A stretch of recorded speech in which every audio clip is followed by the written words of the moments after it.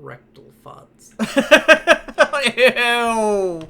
Ew! Why would you say that? Oh, sorry. Why would you say that? Oh my god! Sorry, let's... Bros must really fuck. Well, if you say so. I finished too quickly. I did not consent to this. I finished without even taking off my pants! And then I kissed in my pants and the window opened.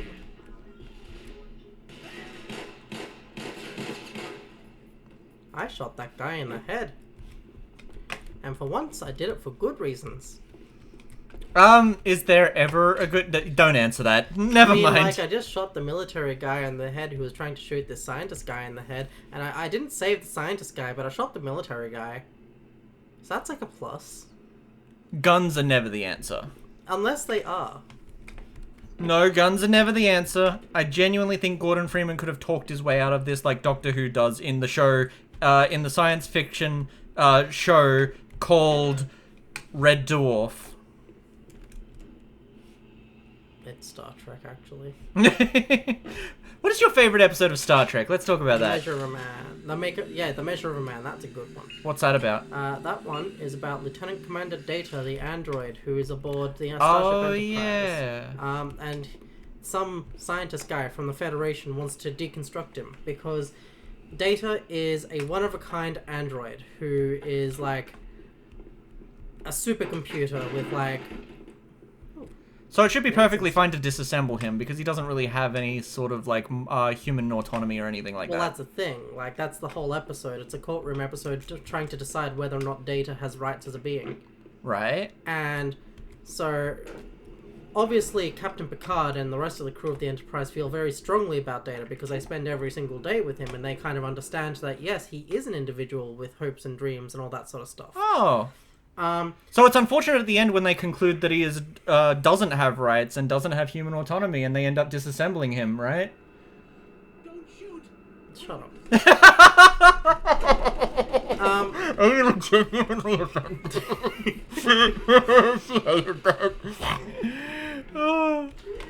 Anyway, go on. Oh boy. Yeah. So basically, the guy wants to disassemble Data so that they can make like a bunch of Datas and have a Data aboard every ship, making all the decisions and all that sort of stuff, and like just completely revolutionizing the whole the entirety of Starfleet essentially. Yeah. But the Captain Picard, the fuck was that? Whoop. Captain Picard ends up basically arguing that like.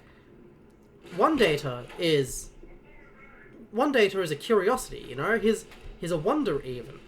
But 100 datas? 1,000 datas? 1,000,000 datas? Well, all of a sudden that looks a little bit more like a race. And if you've got like a whole race of people that you've subjugated and have under your thumb and you own because they don't have rights, then all of a sudden that sounds an awful lot like slavery. That's a good point. Oh wait, I got a machine gun now. Yeah, you got a machine gun now. Why didn't you use your machine gun? You silly goose. Because I didn't think of it. Okay? You have You don't have to call me out like that, okay? You're right. I'm I really shouldn't be calling you out. I'm a pro gamer, okay? Everything I do is for a reason. You are a pro gamer. Like standing out in cover, not moving while this person is shooting at me, like, it's all for a very good reason. And I can't tell you what that reason is because, you know, I don't want to reveal my pro gamer strats to you. I find it interesting when I play like one of those online like team games where like in one game I'll be like the person with the most damage, the most kills and the least amount of deaths, and like, you know, like no one has any complaints. But then in the next game, like I just have some bad luck and like someone just like keeps killing me over and over again, and my entire like suddenly that's when your team gets really toxic and they're like, oh, uninstall, and it's just like, no, there's no validity to what you're saying because I literally like held the team up in like the last couple of games, so go away. Playing games for fun is a myth. Oh yeah, no, absolutely. You only have to be good at games. Like if you're bad at games, you shouldn't be playing games. That's the rule of the internet. Yeah, like We're just idiots on the internet. We don't know what we're talking about. you have to be pro in a game. Otherwise, if you're not pro in a game, then what's the fucking point? What are you doing with your life?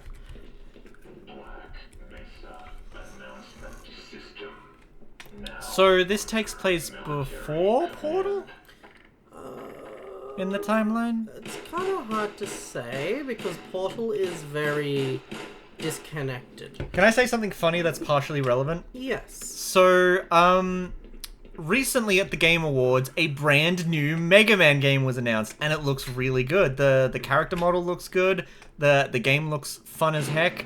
I've been I'll just be perfectly honest. I haven't really enjoyed a lot of the 3D side-scrolling Mega Man games all that much. Like, I enjoy them, but I always get nitpicky about them because there's always something about the model or something about the gameplay. And you're the that reason I find why they don't make Mega Man anymore. Off-putting. Hey, well, anyway, getting to my point.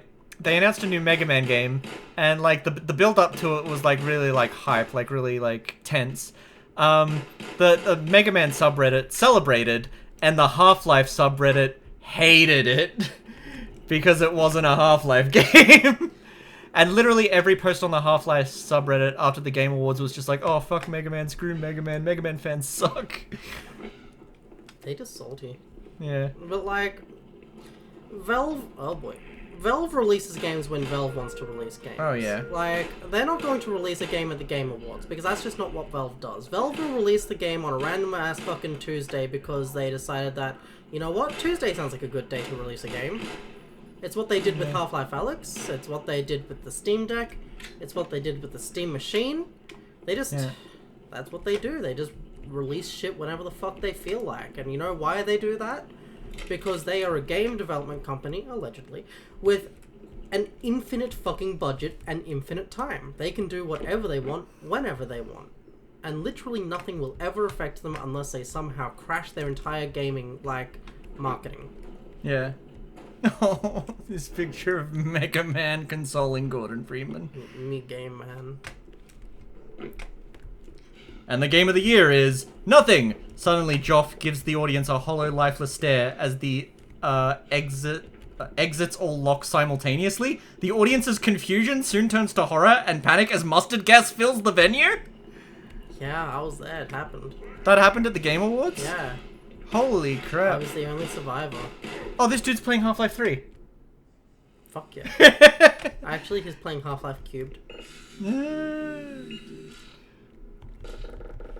That's probably the next game is probably going to be something like have a troll title like Half-Life Squared, and it's a 4 in the corner or something. Whoop. That's what squared means, right? Like the tiny 4. No, squared is squared is 2. Oh, it's 2. Cubed is 3. And what's 4? 4 is just to the power of 4. Oh, okay. Yeah, it'd probably be called Half-Life to the power of 4. No, they're gonna just do Half-Life 2 episode 4. Yeah. It'll be called Half-Life 2.789283. Well, wait, no, we wouldn't have a 3. That's a pickle.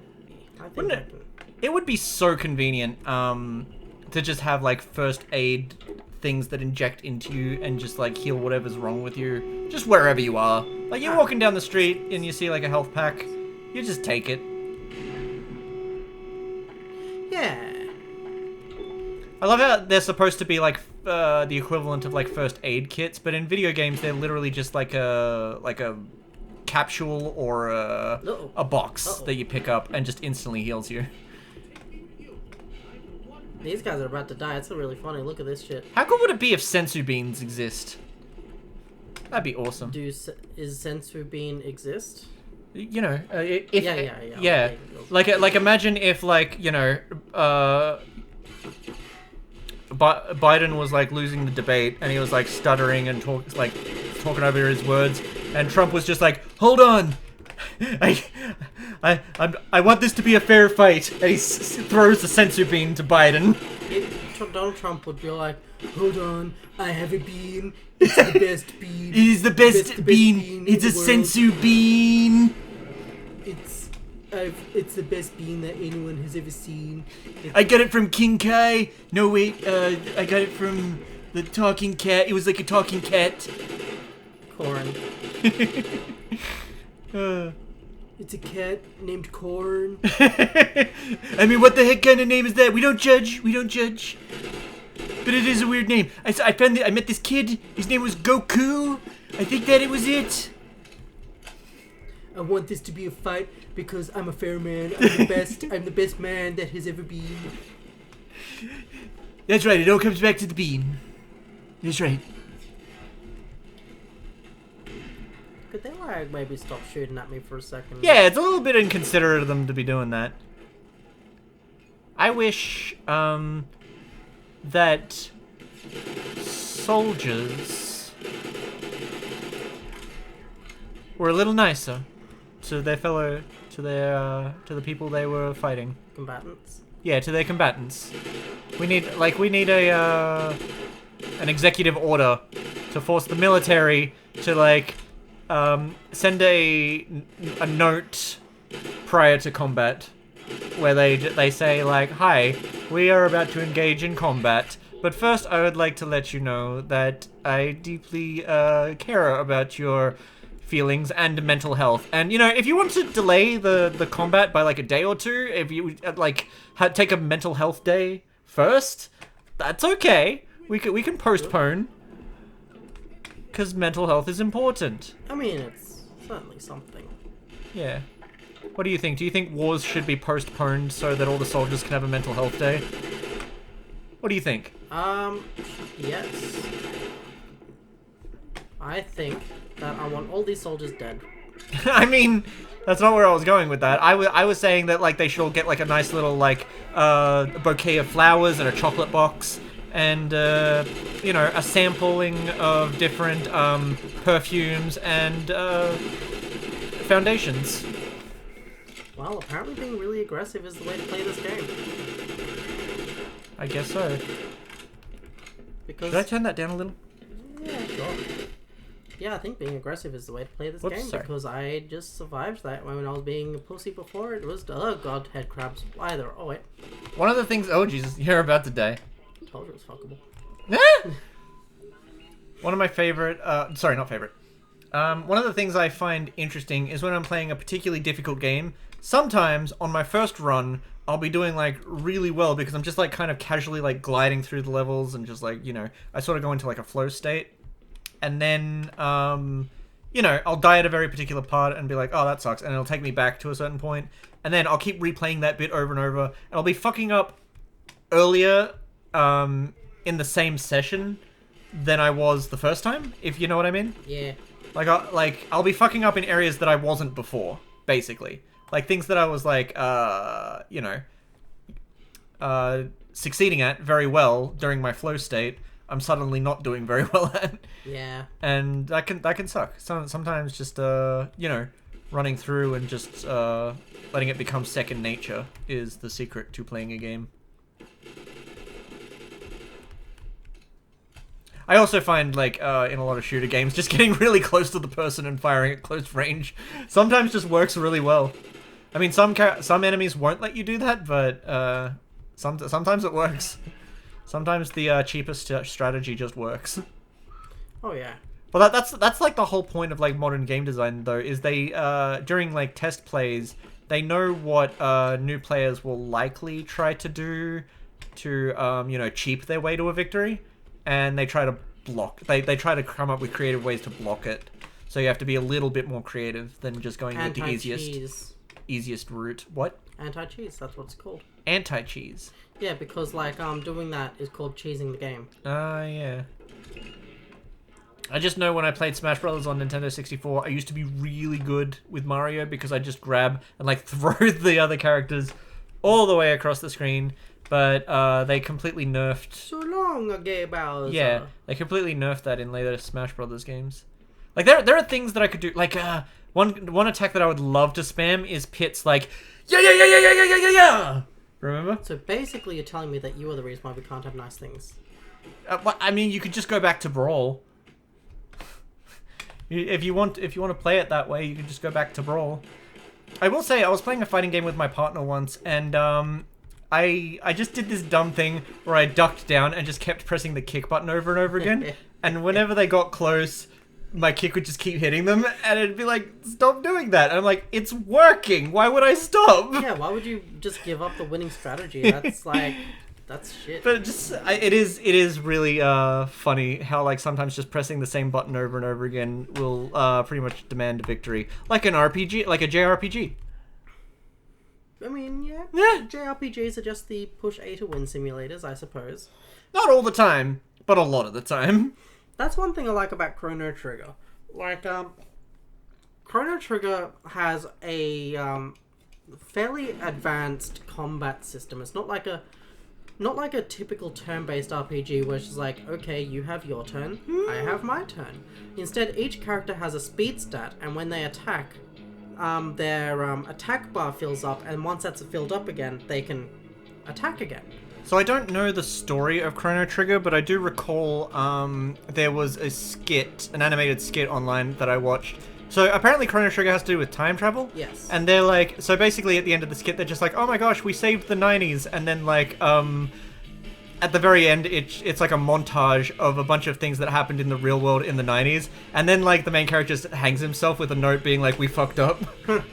Because, you know, it's basically the joke being like, oh, you know, a bunch of bad stuff happened in the real world in the 90s. and you know, we messed up by trying to save it. I think that was the joke. I could be wrong. You're probably right. What was the plot of Chrono Trigger? I will tell you in a moment. Well, you can tell me right now while you're getting fired at. It's so mean. Why am I so mean? Because you are an asshole. Yeah. I mean, I guess assholes are kind of mean.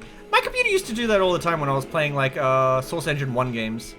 When I was playing, like, Half-Life 1 and, like, Team Fortress Classic. We are playing Half-Life 1. Yeah, I meant the original. But, like, when I would play Team Fortress Classic, a lot of the times my computer would lag and go and, like, stutter and be like, like it was just then. So that's a little nostalgic. That's a bit nostalgic for me. I tell you, I was obsessed with Team Fortress Classic. Can I expose myself a little bit? On camera? Like... No, not on camera. We don't do face cam, and I'm not probably never going to do that again. Not after the last incident. Of you exposing yourself? Exactly. So regularly at school during the lunch period, we would go into the computer room and play Team Fortress Classic. Like just a bunch of people would play Team Fortress Classic, and we had one of the house rules for like some of the games is everyone had to pick random, right? Yeah. So you pick random, and it assigns you a random class. So when you die, you become a different random class, basically. So it just respawns you as a completely different class every time you die. I wasn't following the rules. Because I liked engineer too much, so I went engineer, created a sentry, and then I died, and my sentry was still there, and someone was just like, "Oh my god, you didn't go random! Like we told you to. You should be banned from the from like playing the game with us." And like no, and I was like, "No, it just the random button just made me engineer a second and third time." It's technically possible. It's, yeah, what, 1 out of 8 chance it could, but like, I think the implication is that like, it would have destroyed my sentry as soon as I respawned. Right. Because like, the randomizer would have just like, anything I set up prior to the, death probably would have gone away. But, I just kept lying through my teeth and going like, no, I just got randomed into engineer again. Again, technically possible, but like, very ah, crap. Very unlikely. I was lying though, so it's like, I am not redeemable in this situation. Could you like, just... No? Okay. Alright, I can go. go. No, I was talking to the NPC. I can go if you want me to go. Alright, if this is what you wish. I don't wish it. Oh. How far through the game do you think we are? Oh, like, at the beginning. So are you looking forward to finishing this Let's Play in 2028? 2050. 2050? You think you're still gonna be on the Game and Chat channel? No, you are on a thin thread, my guy, my girl. Wow, what did I do? Oh, what didn't you do? You So devastating you can't even remember it. Urinated on my petunias. You threw my plushie into a mud pile. My To be fair, the plushie had it coming. Haruhi Suzumiya! Okay, maybe she did have it coming. But And still. So did I. No! One time, you said, blow hard, which is a slur in some countries. Is it? No.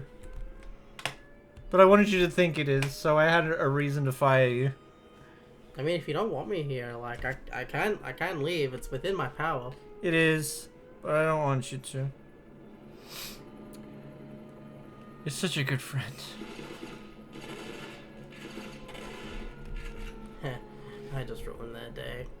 Yeah, I mean, I think firing a shotgun directly into my chest would ruin my day. Did you just... I ruined my day.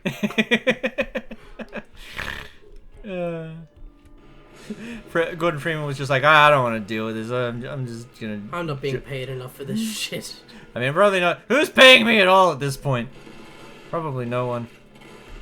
So, if they really want to please the fans, and they want to, like, bring back some of the audience that they lost favor with during Toy Story 4, the ending of Toy Story 5, it should zoom out and reveal that all 5 of the Toy Story movies was just Andy playing with his toys, imagining a world where his toys were alive and went on adventures when he wasn't looking.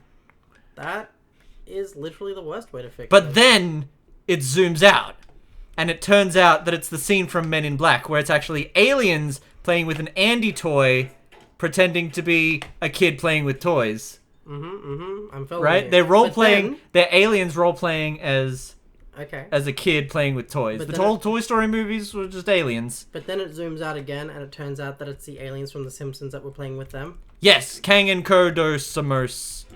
I love that guy, but I voted for Kodos. But then it zooms out again. I was a Kang voter. And it's the autistic kid with the snow globe from Saint Elsewhere. And it turns out that every Pixar movie actually takes place in the snow globe. You know the snow globe from Saint Elsewhere? Nope. I got to explain the Saint Elsewhere theory to you. Okay, so there was this old TV show, I think it was a medical drama, and it was called Saint Elsewhere. And the interesting thing about it is it was an entire medical drama, like ran for a couple of seasons, and then in the very final episode, it cuts to the ending, shows an autistic kid holding a snow globe, and it zooms out from the hospital to the snow globe, and it turns out the entire TV show took place inside the kid's imagination. But the funny thing about that is that Saint Elsewhere, earlier in its run, did a crossover with a different TV show. So if all of that TV show happened in that kid's imagination, then the other TV show they did a crossover with also happened in that kid's animation. But it gets worse because that other TV show did a crossover with like another sitcom, like Family Matters or like whatever you want to. And then there's another TV show where there's this actor who plays a doctor character who's appeared in 4 different sitcoms as the same character. So if that if that show all takes place in that one kid's imagination, then all of those other TV shows that have ever crossed over with that show must also take place in that kid's imagination. So it's a very meta joke about how, like, I was making a meta joke about how hypothetically, all of television and movies, anything that has ever crossed over with anything else, hypothetically takes place in the Saint Elsewhere universe, where it's just in an autistic kid's imagination. Crazy stuff, right? I don't know how to respond to that, to be honest. Well, anyway, I was gonna finish the joke by saying that it zooms out again, and it's the game dude playing with dinosaur toys in his backyard, describing everything that I just said. Biscuits. So Saint Elsewhere exists in the same universe as Degrassi Junior High, Degrassi High, Homicide: Life on the Street. Let's see. The web gets like really tangled. Apparently, Cheers did a crossover with Frasier. Oh no, it exists in the same universe as Frasier, which exists in the same universe as the John Larroquette Show, which apparently did a crossover with Angel, which did a crossover with Firefly, which did a crossover with Battlestar Galactica, which did a crossover with Caprica. Capri Sun. And apparently Angel exists in the same universe as Red Dwarf, which exists in the same universe as Star Trek: The Next Generation. Huh? I don't know how that works. Maybe because like Doctor Who. Oh, and Angel exists in the same universe as Buffy the Vampire Slayer and Andy Barker Place. Oh, and apparently they did a crossover with the X-Files. And apparently they did a crossover with The Simpsons and Malcolm in the Middle. Huh. I mean, to be fair, everything crossed over with The Simpsons at one point. That's true, yeah. Biscuits. Apparently, alright, I'm just looking further into this. Alf, Mr. Robot, The Nanny, Everybody Loves Raymond. I don't. You don't? Why not? I just think that he's a bit of a shit. That was one of those shows that I could just sort of put on as background noise while I was like drawing back in high school. Not at high school, but like after high school. Sometimes like generic sitcoms would just like play on my TV, and I'd just be like, I'd just shrug and be like, yeah, I'll just let it play. And it was honestly a very nice time in my life to just put on random sitcoms and kind of just mellow out, I guess. What is okay? Here's a question for you. What is like the best like time in your life where you just played like either a game or just like mellowed out for like a super long period of time? Because like I can think of one example, which is that like when I first discovered Minecraft, I was like I was like listening to episodes of Mystery Science Theater and just playing Minecraft, and I was just felt really relaxed. Like super relaxed during that period of time. And I think that was during a 2-week school holidays, and it might have been like one of the best like 2 weeks of my life, because it was just like doing nothing but playing Minecraft and watching Mystery Science Theater. It was beautiful. Do you have any times in your life like that was just like a long period of just doing... Probably when Breath of the Wild came out, because I remember clocking in like 400 hours into that game. I should definitely play that game. It's a good game. Actually, the ironic thing about that, it would be very much a full circle moment, I think, if we did this. But I remember my idea for Game and Chat specifically was when I didn't have the ability to continue doing videos with the co-hosts of my previous gaming channel, and then during my birthday, you had brought over, I think it was your Wii U? Yeah, because I don't think No, the it Switch wasn't mine. I didn't have a Wii U. Oh. I think it was Jarvis. Oh, okay. Well, yeah, we were playing Breath of the Wild during my birthday. And Okay, it was, yeah, that would have been me. yeah, and it was me, you, and Jarvis, and we were all playing Breath of the Wild. And I was just like, oh, dude, if we could like organize it so all three of us could just like catch up and like just play games and record it, that'd be awesome. Are you saying that you, Jarvis, and I should catch up to play Breath of the Wild? I mean, it would be a very full circle moment, especially since like you know, the show did end up just being the two of us to begin with, because like in my defense, it is very difficult to organize 3 different people with 3 different schedules. True. It is not easy. So it wasn't like it wasn't intentional. No. It's just it's just the way the cards fell. It's how the cookies crumbled. It's how the children suffocated on their own umbilical cord. Well, that was dark. Yeah, I shouldn't. I'm cutting that out.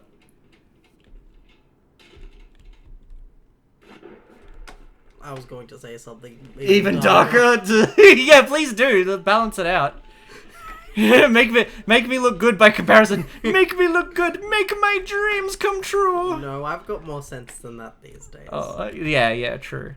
Yeah, I remember we used to make really edgy jokes. We were the coolest people in the world because of how edgy our jokes were. That's how that works. I The don't edgier think- the jokes you make, the cooler you are. I don't think they've like aged poorly necessarily, because like the jokes themselves are not good, but like the tone of our conversations makes it very obvious that we're not like malicious or like serious, like bad people. What? What? Are you saying you were? What? What? Why would you imply that? No, I'm just saying that like a lot of the time you can usually tell, there are some people who make edgy jokes and you can tell that they're not actually joking, and then there are other people who make edgy jokes because, you know, the joke is the fact that the statement that was being said is so ridiculous that a normal human being would find it abhorrent. And that is kind of what the joke is. It is not we condone this. It is this thing is so very horrible that a normal person would not say it in polite conversation. Turn that dude into giblets. That's the joke. You are a swell individual, and I like your company. Oh, why? Why what? Why is that Shrek's splooge? Yeah. It's just an entire or what we call splooge. splooge. Slooge. Slooge. I like the word slooge. Yeah, but like they're milking him, man. Yeah, Like that's where it all comes from. Do you think he's like hooked up to a huge contraption where there's like a giant device on his cock, and his like balls are being like stimulated? Oh, and his nipples. And his nipples, yeah. Which, as we know, his areolas are definitely human colored. Yes, definitely. I feel like your partner would be never mind.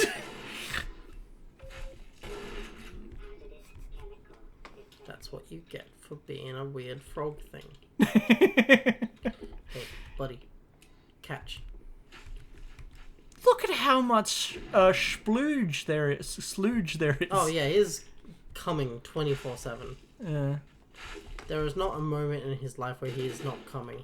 Yeah, and he's being fed pills to make it more thick and you know, get it all. Oh, what am I thinking of? Viral? Yeah. What Black Mesa wants with all this splooge, I don't know. Well, it's obviously to make more schloblins. Is that what this is? Yeah. These are all Shrek's, Jesus Christ. It was Shrek's, I had to. You cannot constantly be, teabagging Shrek's, Offspring, yeah. Why not? Good question. I'll get back to you when my brain is braining. When it's in a completely brainy. What? Brainy. When it's in a brainy state. Well, I'm in a box now. What does this button do? Honestly, you're gonna hate me for saying this, but I think the slooge kind of looks delicious. I'd eat it. Like genuinely, I would want to get like a mug, and like fill up that mug with slooge. What flavor is it? It's probably I'm imagining like a lime. Have you ever tried Ecto Cooler? I have not. I haven't either. Very briefly, when the 2016 Ghostbusters came out, I'm pretty sure they did serve Ecto Cooler very briefly, but I never got to try it. Never even heard of it. Oh, it's like basically it was like this lime flavored drink. It might not have even been lime, but it was basically like Kool-Aid. It was like a green Kool-Aid type of drink, I think. And you beautiful twink. You mean? Yeah. Sorry, I needed something that rhymed with drink and think. Anyway. Yeah, and it had a picture of Slimer on it, and it was released to promote new Ghostbusters movies that were coming out at the time. First, it was for Ghostbusters 2, and then it was for Ghostbusters 2016, and then I don't think Ecto Cooler came back, but let's chickadee check it out. Ecto Cooler. I would love to try. I mean, apparently there's a recipe for it. You can make it at home. Awesome. Citrus flavored fruit drink from High C with a vibrant green color and tied in with the Ghostbusters franchise. Featuring the character Slimer, originally launched in 1987.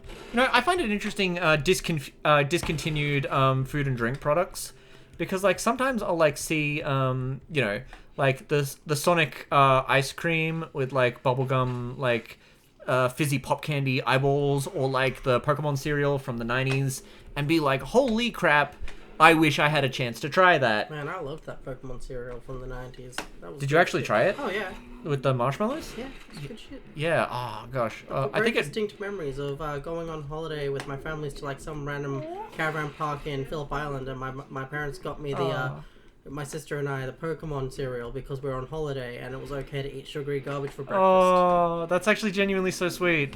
very briefly they had a berry flavored, I think it was like a berry flavored Pokemon cereal like a couple years ago, and I was obsessed with that shit. I think I had like yellow, it was just yellow and red, like berry flavored sugary cereal balls, and I was obsessed with that for a while. It was like it had a big Pikachu on the box.